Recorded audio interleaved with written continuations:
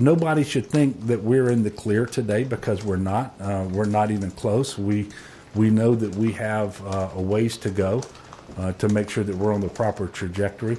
The plan that we have in place will remain in place at least until April the 30th, when it is scheduled to terminate, and that is the stay-at-home order, in minimizing travel and contact and so forth, making sure we're practicing social distancing and hygiene. And by the way, many of these things are going to continue into the future, regardless of what stage we're at, until such time as we have a vaccine and we get fully back to normal, because there's going to be a new normal between now and then.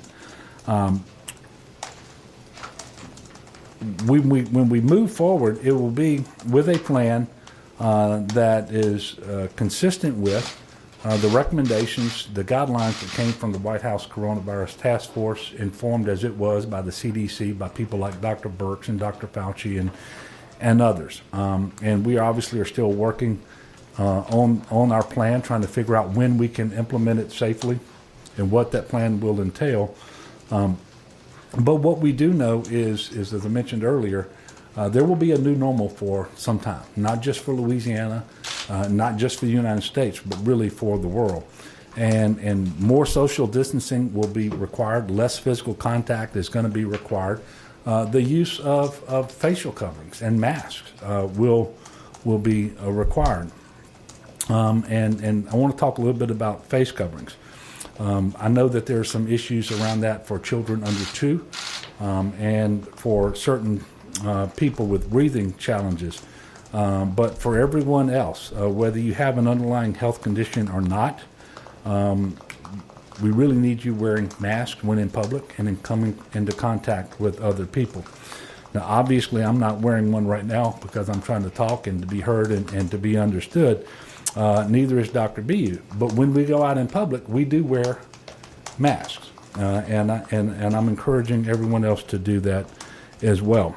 And for those members of the media who are here, starting tomorrow, you're going to be required to wear one to come into this room. Some of you have been doing that for a while. And I say this now because everybody needs to start preparing. Take the time that you have to make sure everyone in your family, in addition to yourself, has a face covering. Remember, you can buy them, you can make them. They don't have to be ornate or expensive. And unless you're a healthcare worker, you should not wear or purchase N95 or surgical masks, because those remain in short supply, and we need to make sure they get to our frontline healthcare workers and first responders and others. What we're talking about is facial coverings that can be relatively simple and easy to make. We're going to have a lot more information for you going forward on that. But you can wear a scarf. I've seen folks who are especially creative make them out of T-shirts and other materials that you can find around the house. So I'm encouraging you to begin that process now, getting for yourselves and for your family.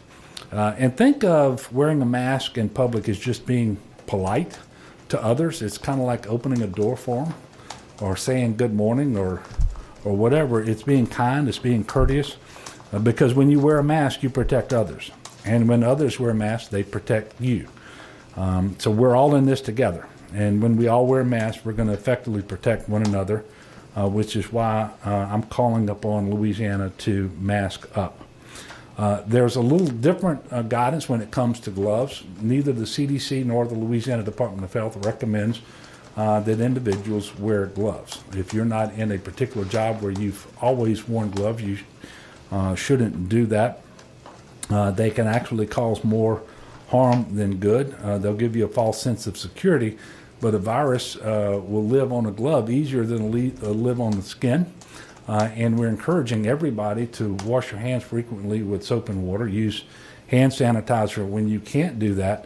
But what we see, a lot of people who are unaccustomed to wearing gloves, if they start wearing gloves, then they stop washing their hands, and they'll stop washing the virus off of the gloves, but they're going to use those hands with those gloves on them to touch their face and others and surfaces. And so they're really not recommended. And so we're asking people not to do that.